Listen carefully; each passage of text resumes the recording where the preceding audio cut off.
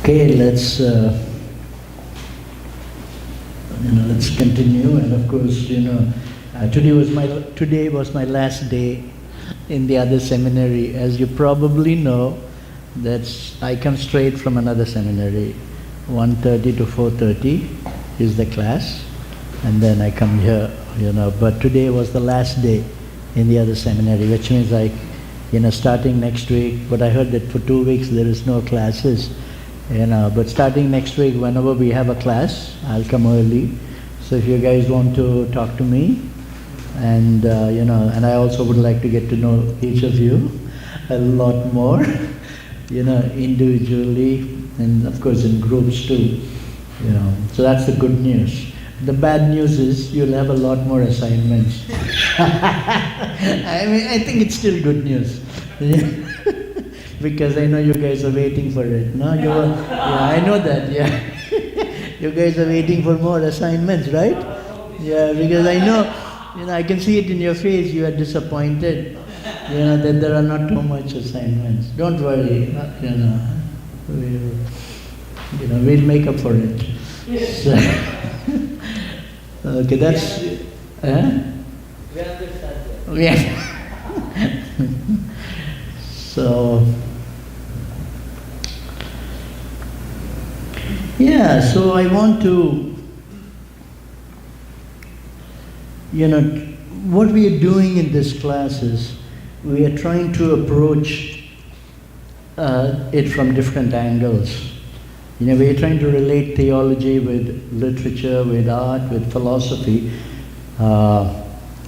and different things. Because today, if you're going to do theology, we need to do it multidisciplinary.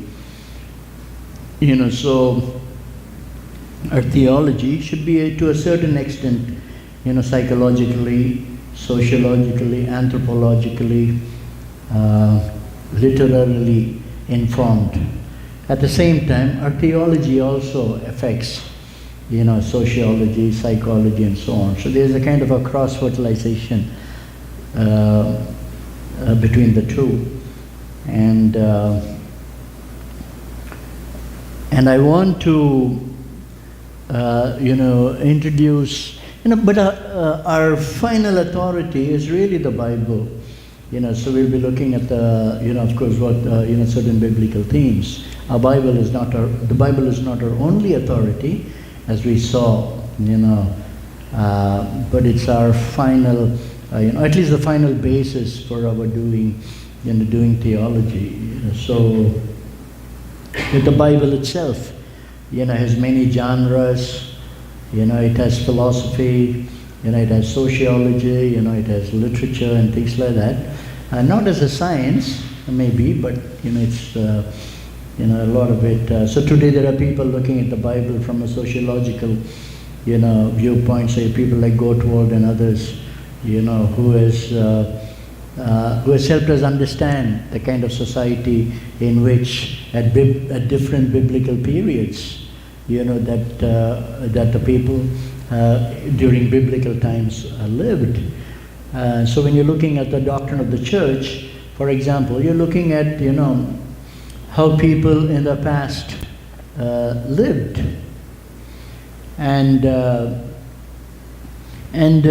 people in Palestine or in biblical lands lived.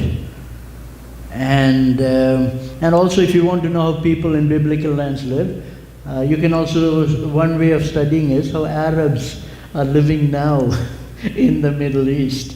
Because you have Arabs who have lived unchanged, for thousands of years, very similar to the culture of Israel in Bible lands, But studying modern Israel may not help, because modern Israel, they've come from all over the world. They come from Germany and Spain and things like that. So they bring a lot of their culture, and so, which would be very different in many ways from the ancient, social life, manners and customs, during the Bible times. But studying,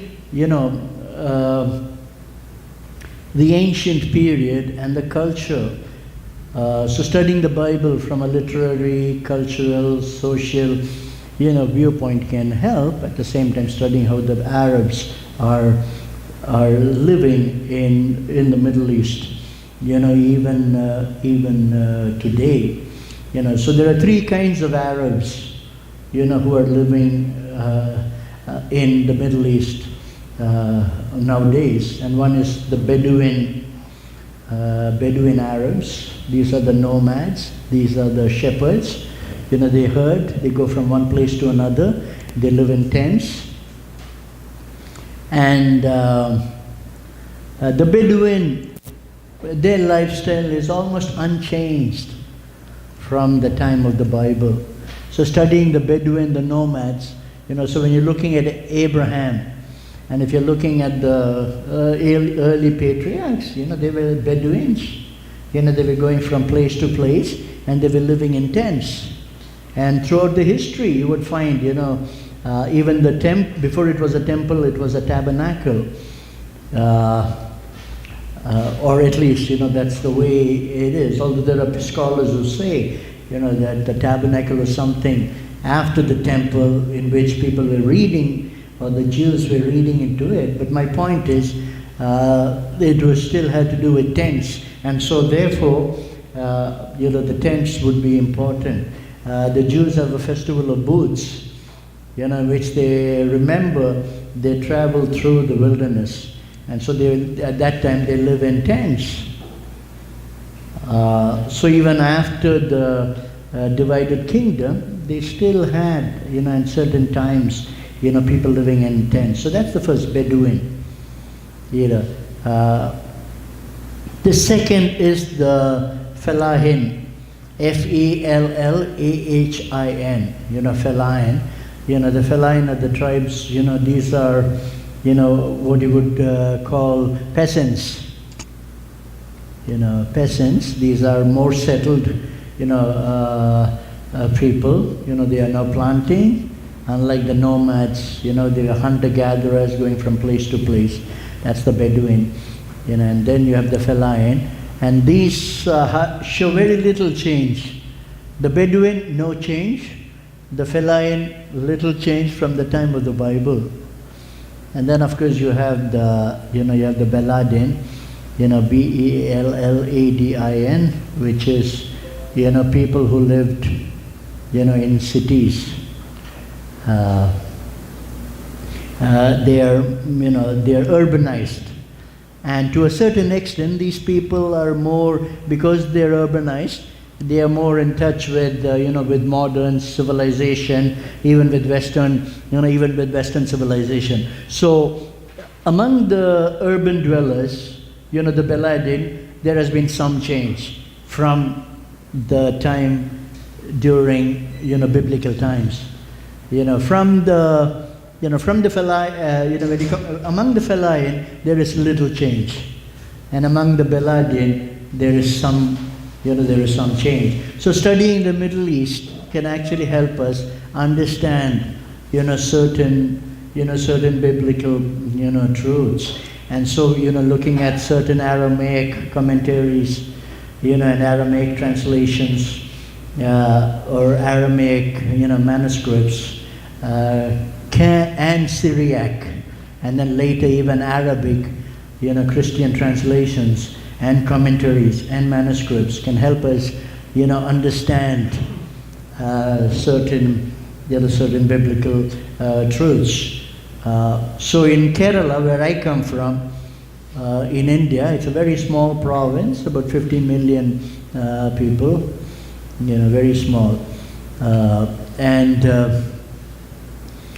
There we have what is called the Syrian Orthodox Church, which traces its roots, all the way to maybe the Apostle Thomas, or certainly by the 4th century after Christ. So until the 19th century, Syriac was the main language of liturgy in that denomination in Kerala. And Syriac, was the Syriac was the language in Asia, Asian Asia. There is a Roman Asia and there is an Asian Asia. The Roman Asia is the Asia within the Roman Empire. So Asia Minor, which is modern Turkey, is about 97% of modern Turkey, or your former Asia Minor would have been in Asia. But it was part of the Roman Empire. So it has a lot of Roman influence. Israel, is part of Asia, West Asia, but it's part of Roman Asia. But outside of the Roman Asia, you had what is called the Asian Asia, which was under the Persian Empire. And the Persian Empire was bigger than the Roman Empire, larger, and it lasted longer than the Roman Empire. It had bigger population, and it had more Christians, than in the Roman Empire. And it had a greater persecution in 341, starting 341 AD, than in the Roman Empire. When I was studying in the seminary, when I took church history, not at ATS, but in another seminary, I was taught, and I think even when I took the course here later, and I was also, there's one segment which talks about the great persecution, and that is the great persecution is during the persecution of the Emperor Diocletian. That's the great persecution. But in Persia, there was a bigger persecution, compared to it. The persecution under the Emperor Diocletian in the beginning of the 4th century AD, was only about 10,000 people, would have died, whereas in Persia, 160,000 people, would have died. And so there was always this problem between the Roman Empire and the Persian and the Persian Empire. And it's interesting how the persecution started. They were living quite peacefully with the Persian under the Persian emperors, the Christians. And so Emperor Constantine, when he became Christian, he wrote to the Persian Shah, the Persian emperor, and he said, that I heard that there are a lot of Christians in your empire. It's so nice to know that, so I hope you take care of it. That was a bad thing to do. So now the Persian emperor feels that maybe the Christians in Persia may be on the side of Constantine, because he is a Christian emperor. So maybe they would spy for Persia, spy to the Roman Empire against Persia.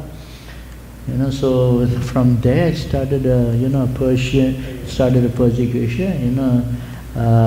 Constantine should have just shut his mouth or shut his pen, but because he wrote. So you have this, but my point right now is just the Greek and later Latin was the lingua franca in the Roman Empire. Syriac was the language of the churches in Asia, all the way from Persia to India. So people like Kenneth Bailey, has said, Kenneth Bailey, he spent about 40 to 50 years in the Middle East as a missionary, and he is a scholar in Greek and Hebrew, but he's also a scholar in Syriac.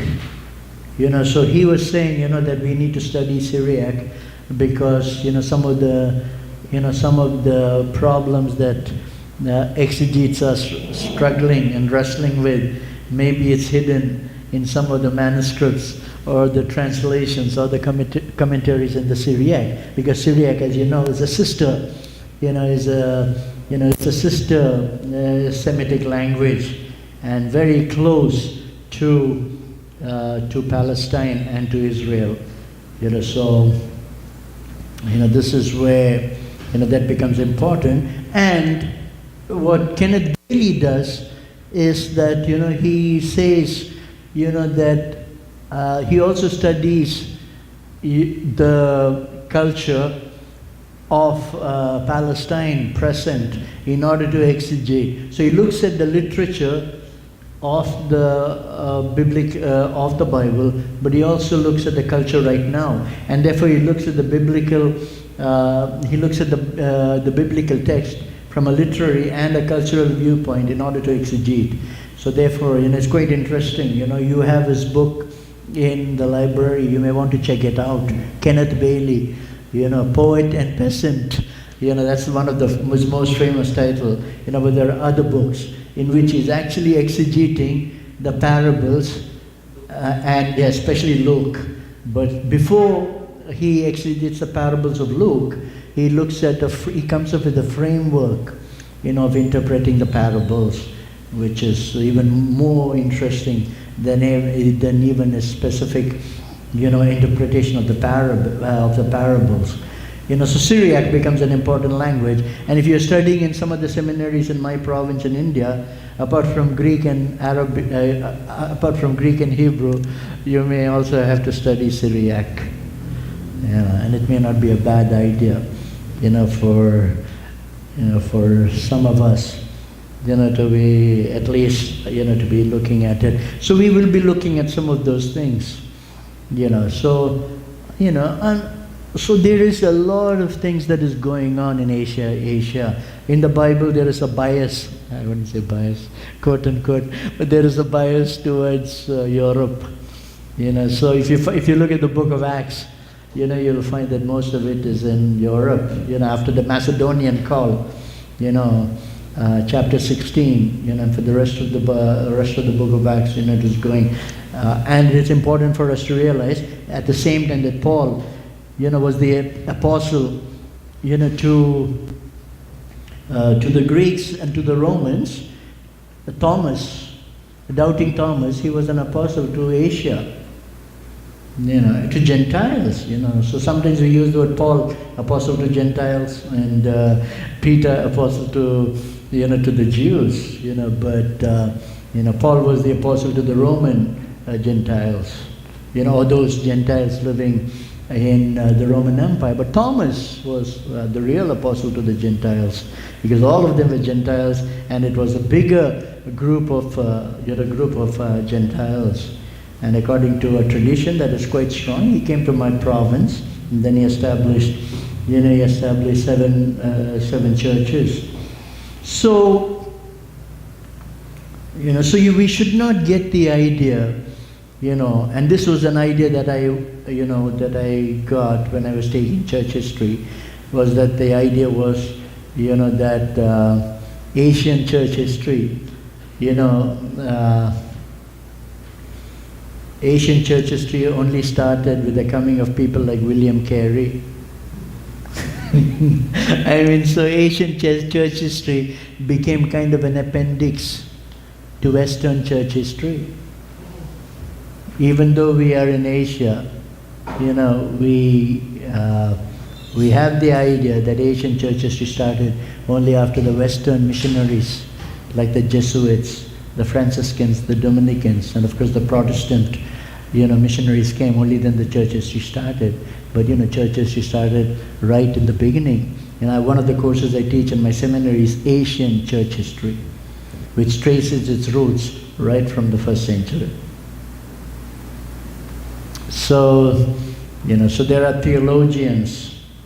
There's one famous Persian, Syrian theologian in the 4th century. His name is Ephraim, Saint Ephraim, the Syrian, and he is a poetic theologian.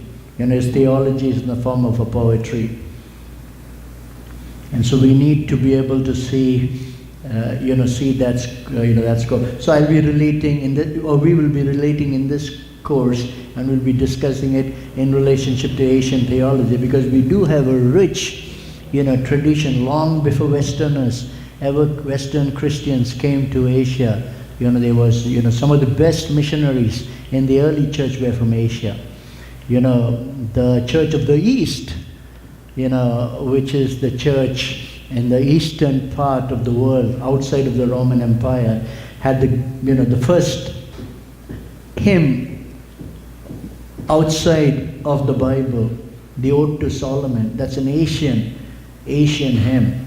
And it's almost maybe at the same time as the Gospel of John was written. The first Christian building, the first Christian nation is Armenia, which is in Central Asia. The first Christian emperor is not Constantine.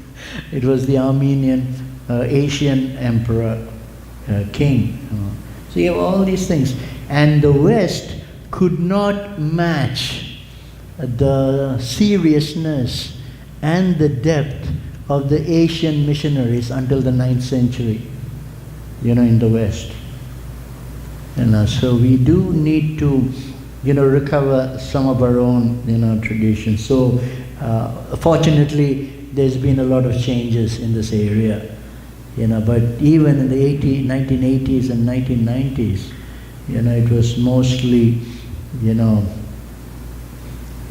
was mostly Western, theology. I was given the impression again that a lot of the church fathers were white Caucasians, but then I found out a lot of them were Africans. So you could say that African is the father of all theology, or the mother of all, theology, to be not gender biased, because there were a lot of great women even in the early church. So now, we are beginning to ask questions. So feminists and others are recovering a lot of female, writers, thinkers, theologians, going back to the early church, including their writings, and many of them during the Middle Ages. So Augustine, he is an African. Athanasius is African. Tertullian, is African. Clement of Alexandria, Cyprian, who is one of the defining theologians for our doctrine of the church. These are all Africans. So we were given the idea, that it's all, nobody told me Augustine was an African. And even today, when I sometimes teach in churches and say Augustine is an African, people are shocked, because you don't get. So we are recovering a lot of, other theology. So until the 6th and the 7th, or until the 9th century, most of the Christians in the world would have been outside of the Roman Empire, majority. And then, because of Constantine, and there were some problems why Asia completely declined, or the church in Asia declined, but today again, the third world is, the majority of the Christians are again beginning to be in the third world, and not the Western world. For all these reasons, we need to come up with a global theology, a theology that incorporates, all of these things, and including Western theology. We also need Western theology, but it's one of the theology. So strictly speaking, even though we call it theology 3, strictly speaking, we should call it theologies. Because, even if you use the word biblical theology, in the Bible, there are many theologies, many diverse, viewpoints. So even when you talk about biblical theology, it should really be biblical theologies. When you talk about theology 1, theology 2, theology 3, you're actually talking about, many theologies. And today, we're talking about third world theology, we're talking about Asian theology, Latin American theology, African theology, and even in Asian theology, there is, Indian, Chinese, Filipino, so all kinds of things. So what we're trying to do is, we're trying to learn from each other. So Westerners coming from their own theology is not a problem. That's the only way we can do theology. We can do theology only based on relating, the Bible to a particular context. So there's nothing wrong with that. The problem was when Westerners started using their theology as the norm for other theologies. Then that became a problem. where Westerners, Western theology became the criteria, by which you judge, other theologies. So there was one time, when I was studying in Baguio, and my professor was an American, he was a Caucasian, and so, at one time he just touched black theology, and he said, there's no such thing as a black theology is wrong, blah, blah, blah. He said, he had a very negative view. So I told him, and at that time I did not know much about, some of the things that we are sharing in this class. So at that time I told him, so it seems like the theology that you're teaching us is white theology. So it's okay to teach white theology, it's wrong to teach black theology. So there's nothing wrong with white theology, but when white theology becomes the basis for all theologies, that's the problem. So what we are saying is, there are different theologies where we can learn from each other. So that's what that's the need. So in that sense, in our classes, we'll be looking at, or in this class, we'll be looking at theology apart from philosophy and things like that. We'll be trying to look at it from a global perspective, and our immediate context is Asian perspective, And I was not very familiar, with some of these things. Actually, a lot of it was shaped when I studied in, Asian ATS. A lot of it was, some of it was directly, a lot of it was indirectly. But ATS gave me the framework, or the method of doing, of studying Indian theology, which, of course, ATS could not have contributed much because, they would not know much. But because of ATS, I started studying. So some of it directly, I learned from ATS, some of it indirectly. But either way, a lot of my theology, was shaped, was shaped in the Philippines. But when I was studying, at ATS, a strange thing happened. A nice thing happened. Okay, so baka you guys are thinking, strange, So I was, I used to stay in Bangalore, and right across my house was a church in which there was a famous, person. I later found out that he is famous, but he was just right across. But I used to look down upon him, I used to say, because I thought, my Christian organization was the best. It had the monopoly of the truth, so we were looking down on him.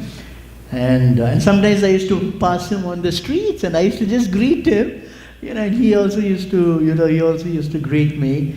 And but when I came to ATS, one of my professors, a Chinese professor, here he told me, the greatest transformation theologian, the greatest evangelical transformation theologian from the third world, and then he mentioned his name. I almost fell off my chair. He said, the greatest transformation theologian and the evangelical transformation theologian in the world is John Stott. But the greatest evangelical transformation theologian from the third world, not just from Asia, from the third world. And he told this guy's name. And then I started checking it out, and then he is a theologian fella. He's written so many, books and so on. So when the Luzon, the Luzon too, came here to Manila in 1989, I was a student here, so we were ushers at the Luzon. It was I think it was in PICC. So they called it Luzon in Luzon, because Lausanne, which is in Switzerland, but it's also pronounced Luzon. So they used to call it Luzon in Luzon. And so, so luckily, we were ushers, and I was assigned in the Anglican room. So what, so they have plenary sessions, and then they have workshops. in which they divide into different groups. So I was in the Anglican room, so there were people like John Stott, J. Packer, Christopher Wright, Ron Sider, and others. Some of the, many of them I'd read, Andrew Kirk and others. So I was asking some of them, for their autograph in the books, things like that. But the one who first spoke, these are all filled with theologians. One of the first person who spoke in that Anglican session, you could call it the plenary session for the Anglicans, was this Indian guy. You have all these great giants, and it was this guy. And there was, Christopher Wright. He was sitting next to, me because I was in the back seat, and if they needed anything, if they needed a, whiteboard marker or things like that, they would come to me. So I was able to see them at very close hand, and be able to move with them. But Christopher Wright, he was sitting next to me. And then when this Indian pastor or this Indian theologian was preaching, he was sitting and just writing, every word, almost like shorthand. He's looking up, he was going. Later I found out that his doctoral dissertation was on this Indian pastor. Okay, you see what's going on now? You have Caucasians studying third world theologians. Because usually, until the 1980s and 90s, even Asian, if you're doing THM or PhD, you normally studied Western theologians. That would be part of your doctoral, dissertation. But now, and now you find, Asians, Caucasians, who are studying about Asian, theologians. And let me, close this section with another story. When one of my articles, about, naming the unknown God was published in the ATS Forum book, so the, what do you call it? What is the introduction of the books? The premiere, that's for movies. Huh? Not preface. When you read, when you're introducing the book, I forget, but there's a term for that, So, anyway, we were going to introduce the book, and so me and another Chinese whose article was also there were asked to read, excerpts, portions from our article. And so there was one Caucasian from England, who was sitting in the tables, and then when I read it, and mine was about Hindus and Hindu and Christians in dialogue. And one of the things that I mentioned in the article is, and you may be interested or intrigued to know that Indian Christian theology started not with Christians or not even with Western missionaries. Indian Christian theology started with Hindus, who loved Christ. They were the ones. And if you read, this is not Theology 2, but in my classes for Theology 2, I give them readings from these Hindus who could not join a church because they felt that a lot of the Anglican churches at that time was westernized, but they loved Christ. And, so these were the ones, this is in the 19th century, they were the ones who started and shaped Indian Christology by Hindus who were committed to Christ, but they could not join, they could not join a church. So they still, followed some of the Indian or Hindu culture.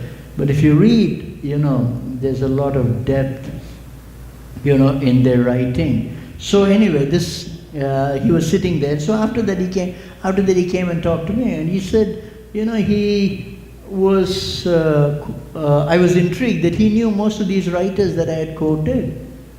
And he was working on a doctoral dissertation for his PhD on an Indian female Christian leader. 19th century, Pandita Ramabai.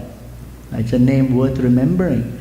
She was a Brahmin, but she got converted and she came up with a way of doing Christianity that was very, very close to Indian Indian culture. So here you have this Caucasian doing a dissertation on an Indian female Christian, Christian leader. But then he told me something. He said, one of the persons that I mentioned is a man named P.C. Masundar, one of the Hindus who was committed to Christ. And he came up with a book called, The Oriental Christ. And, he talks about how the Oriental Christ is in many ways different from the Western Christ. And he is trying to say that the New Testament is very close to other Asian books, and even his chapters are very, from an Indian viewpoint, very, very, very, very nice. He talks about the walking Christ, the bathing Christ, the eating Christ, the meditating Christ. And if an Indian reads it, says, wow, and so he shows the difference. And then this Britisher, he told me. He said, Sunil, I've read John Stott's The Incomparable Christ. It's a wonderful book. If you read, I do like John Stott. So he said, I've read, John Stott's Incomparable Christ, and then I read this Hindu, his Oriental Christ, and John Stott's Incomparable Christ is nothing compared. Here is a Britisher telling that this Hindu writing about Christ was better and deeper, more poetic, of course, than another Britisher, one of the leading theologians.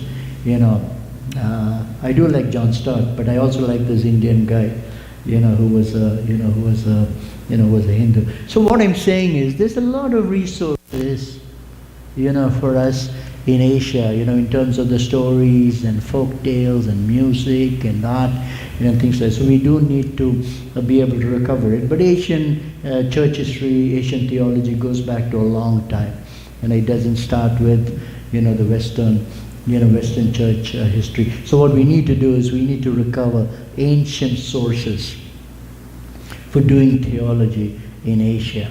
And some of it we look in this class.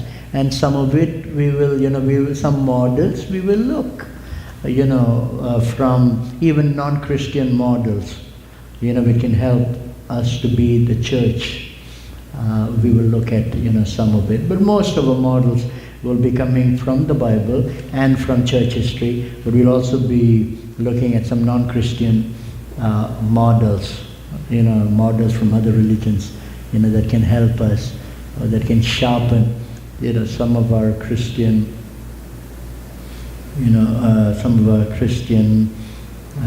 understanding of what it means to be a church or the Holy Spirit, and eschatology. Okay, any comments or any questions? Oh yeah, actually there were quite a few. In the 19th century, there was a movement to reform India, to reform Hinduism. The movement is called Brahmo Samaj. Brahmo, B-R-A-H-M-O, Samaj, S-A-M, M as in Manhattan, S-A-M-A-J. So the founder of the Brahmo Samaj is a man named, Roy, short. His name is Rajaram Mohan Roy. So as you can see, but he is sometimes called the father of modern India, and he loved Christ, he loved Christianity, but he said that the most rational religion, is the religion of Christ. That's what he believed. But he knew, he knew Sanskrit, which is a classical Indian language, and he knew 2 or 3 Indian languages, and then he knew Persian, he knew Arabic, he knew Turkish, and he knew Hebrew, things like that. Contemporary of William Carey.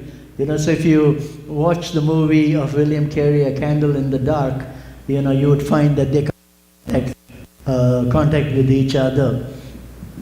And William Carey, who was Baptist, so this may be a good, thing to mention. Even though he was a Baptist, he translated Indian epics into English so that Westerners would read it.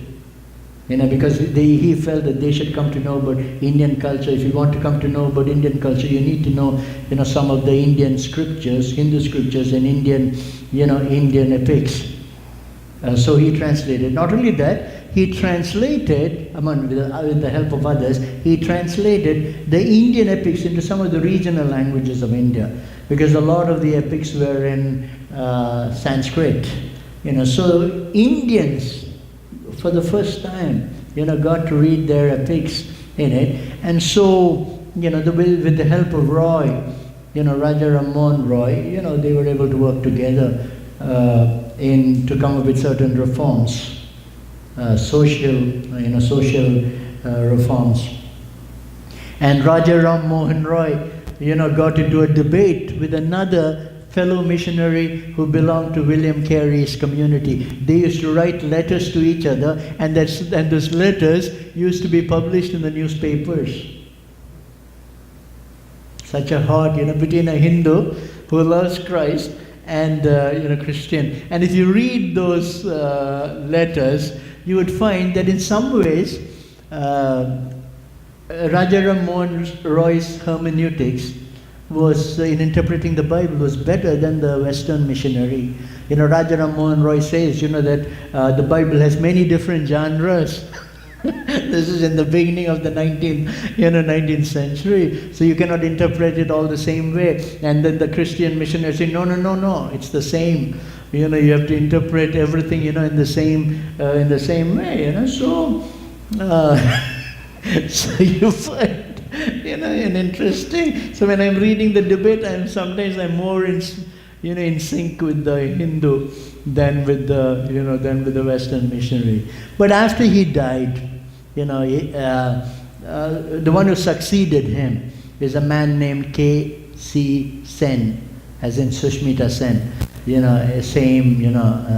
K.C. Sen. Now K.C. Sen, he was, even as far as Christology was concerned, he was even more important than Rajaram Mohan Roy, because K.C. Sen even believed in the Trinity, and he looked at it from a theological viewpoint.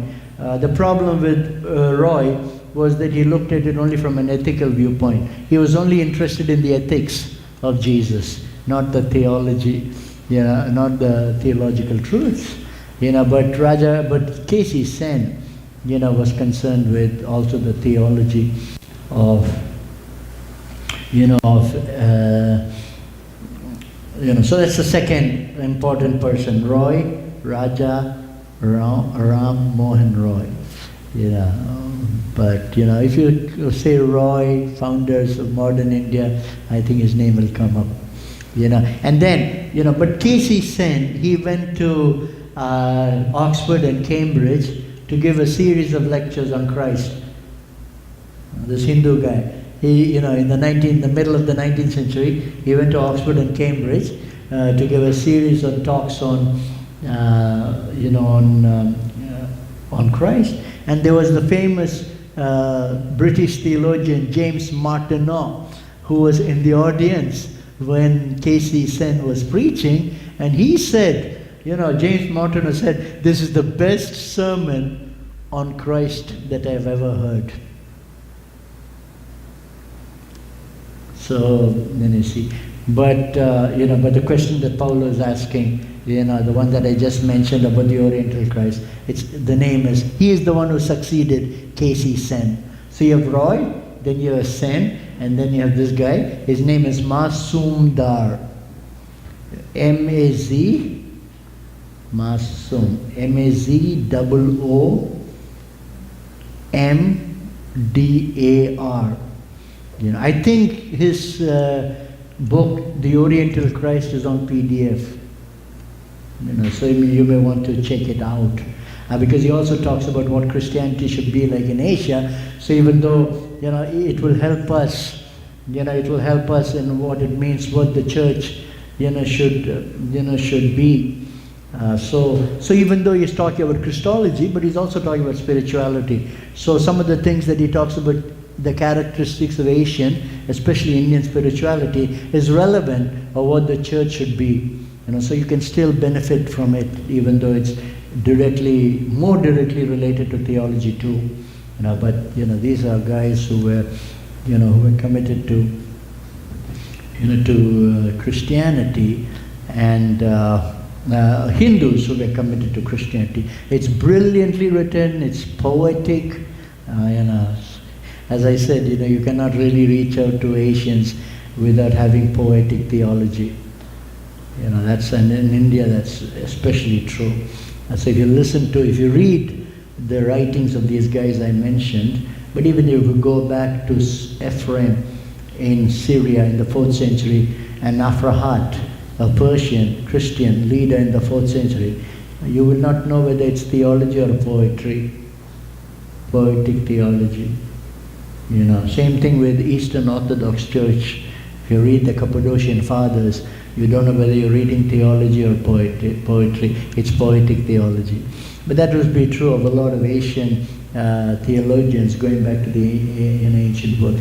And that's the way, that's the main way we can actually, reach out to non-Christian Asians. So you may want to check out these writers. You also may want to check out my article, in the ATS forum, which is, the exact title is Naming the Unknown God, I think, so something like that.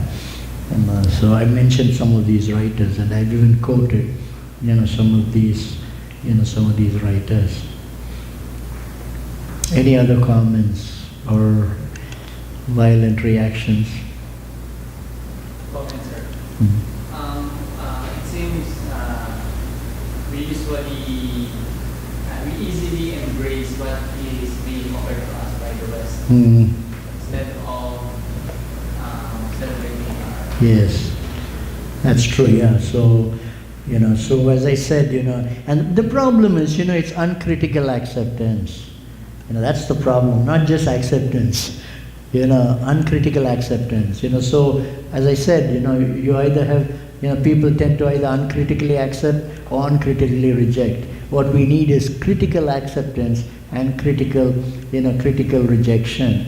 So that's the key word, is critical. So whether it's from Asia or from the West, we have to be critical. But you're right. We have a tendency to more easily accept from the West than it is from our own context. So that's, so we need to, so if you're coming up with a constructive theology, part of it is to be critical theology, critical acceptance. That's the thing. The problem is we uncritically accept or we uncritically reject. So sometimes we reject things from Hinduism or other non-Christian cultures, uncritically we reject. And then some of the things that comes from the West we uncritically accept. But as we saw in the dance of Shiva, we find that there's a lot of images and symbols, that can be appropriated in doing Christian theology. Even though in the end we say, that we don't worship Shiva, but still, some of the things, or even if you don't mention Shiva, some of the things about how the universe came into existence and then try to relate it to the Bible, things like that could really, help. So what we are doing now in the first few weeks of this course is we are trying to lay a framework, of doing theology. So we are trying to relate it to philosophy, to art, to literature, to other religions, and things like that. And then we'll be zeroing down,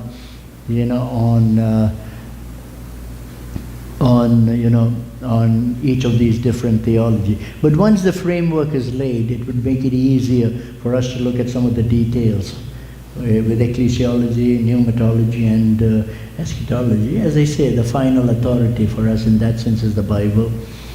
And so we really need to take. But right now we are looking at it, trying to come up with a framework, and sometimes people like more structured, but that's not the way I teach. And I want to, so in this way, hopefully the parameters of doing constructive theology can be broadened, while the basis is still the Bible. So that's the way I teach. When I was taught in another seminary in Baguio, when I was taught theology, it was doctrines, and it was proof texting. They would come up with a statement, and then they would come up with texts, from all over the biblical text, and trying to show that this is what it's saying. But how do you know it's the same? Even though it may look similar, maybe it's not the same because the context is different. So the only way you know it is by exegeting each of those passages. So just because it sounds similar, it doesn't mean it's saying, it's saying the same thing. So that's what Ang Dating Daan does. You ask a question, he would go all over the Bible. But the evangelicals, are also not too different from that.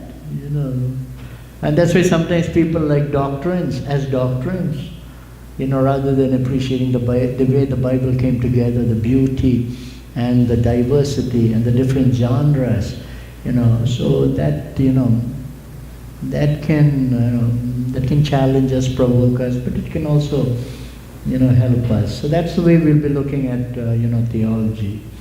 And I do know that even though there are differences, but the way Kuyo Boy and even Sir Chris, the way they teach would be somewhat similar, I think, in methodology and to the way I teach. And so that's the kind of a challenge, where we have to. Any other questions or comments?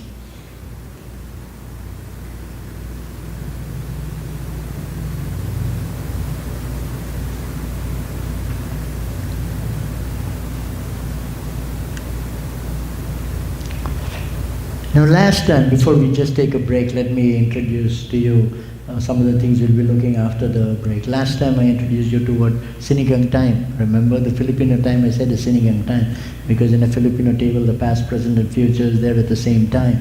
And in a lot of ways eschatology is like that. Eschatology has not just to do with the future, it has to do with the present. And it even shapes the way we understand the past.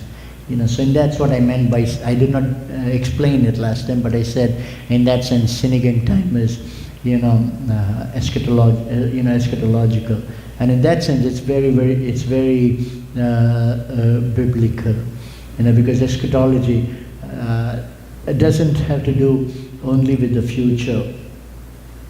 Unfortunately in English you have only one word for future, which is future, which means something that is not yet, something that is still ahead.